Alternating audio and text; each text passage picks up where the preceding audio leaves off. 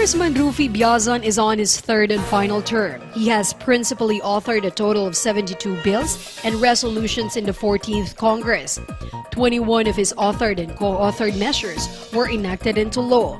This includes Republic Act or RA 9211, the Tobacco Regulation Act, RA 9362, the Anti-Violence Against Women and Their Children Act, RA 9208 or the Anti-Trafficking in Persons Act, RA 9502 or the Cheaper Medicines Act, and RA 9504 or the Tax Relief for Minimum Wage Earners.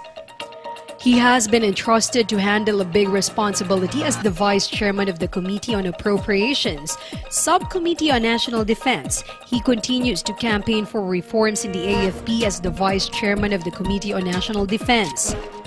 He has also been pushing for his House Bill number 51 or the Alternative Fuel Vehicles Act, which mandates the state to promote alternative fuels and hybrid vehicles through tax exemptions and incentives.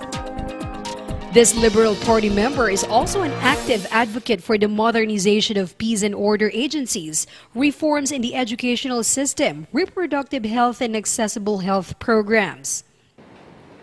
To this day, Congressman Ruffy Biazon is on his final term. With his mission to improve the quality of education, he hopes that this would pave the way for a brighter future of the new generation. Congressman Biazon prioritizes education among other issues. He makes sure that the budget allocated for education is enough. He continues to construct buildings to improve the learning environment, like what he is doing here in Itaas Elementary School in Barangay Poblacion. He targets to improve the student classroom ratio to 1:50. Currently, student classroom ratio in Muntinlupa City is 1:60 to 70. The provision of teaching tools such as audiovisual equipment and textbooks, promotion of information technology, providing IT trainings for students and teachers, and scholarship grants are just some of his achievements. Today, his district boasts of being the first division in the country to have a division-wide technology-intensified instruction training. One main program of Congressman Biazon for Muntinlupa is the 6K or the Kaunlaran, Karunungan, Kalusugan, Kabuhayan, Kapayapaan at Kalikasan program, which is a project that aims to develop growth in the city.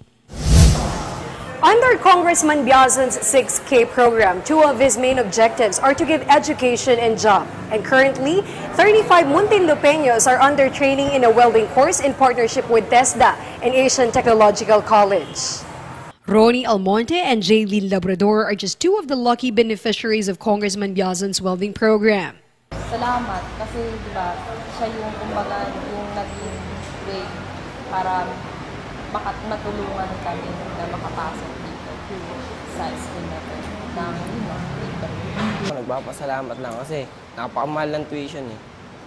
Gusto ko nga mag-aaral ng college kahit 2 years lang pero hindi kaya. Kasi tuition. Kaya hindi ko na yung pinakawalan yung pagkakataon na scholarship. Kaya ano agad ako eh. Para malaking tulong na din kasi yun.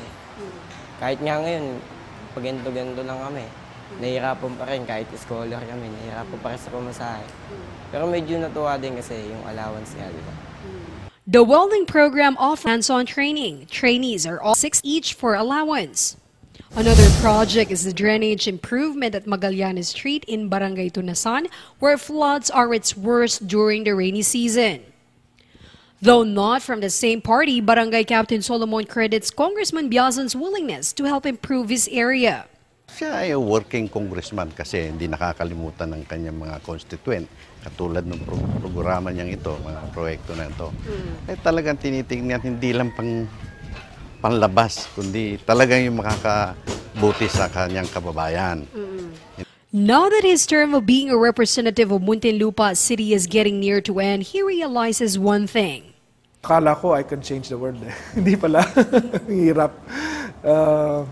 And it's difficult to stand up in a system wherein built-in yung things that pull you down. With years spent as a public official, he says he still finds himself out chasing the dream of a righteous world. There was a time when you met a politician, you shook his hand. But nowadays, you just shake your head. No? Parang gagano ka na, mapapailing ka na lang. And that's sad, no? Kasi Sa akin, public office is a noble profession. Congressman Biazon laments that it is very hard to make a mark in the whole system, which the public disdain and distrust. Many have refused to give politicians the benefit of the doubt, lumping all of them as trash. Ang fear ko is that I bow out of public service na ganun pa rin. But then kasi you really cannot expect change to come from just one person. Change comes from everyone. There's one thing that parang I feel that I haven't done. I haven't changed the world. That's it. Congressman Ruffy Biazon may not fully have succeeded to establish remarkable changes in the government system, but he believes that change will eventually come, hopefully sooner rather than later. Come May 2010 elections, will the public make a similar choice of voting for him for higher position? In these disturbing times, which leader will help them have a different perspectives on corruption? For Congressman Ruffy Biazon, he has a story to tell. His vision for change. One vision that I have is a government that people will trust. I have a vision of the next generation of leaders who have learned from the mistakes of the past.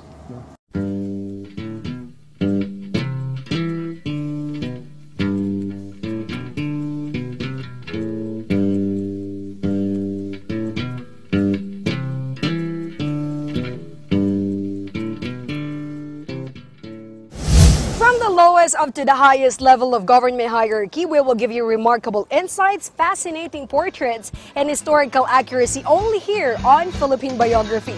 This has been your host, Marian Alviar. Thank you for watching.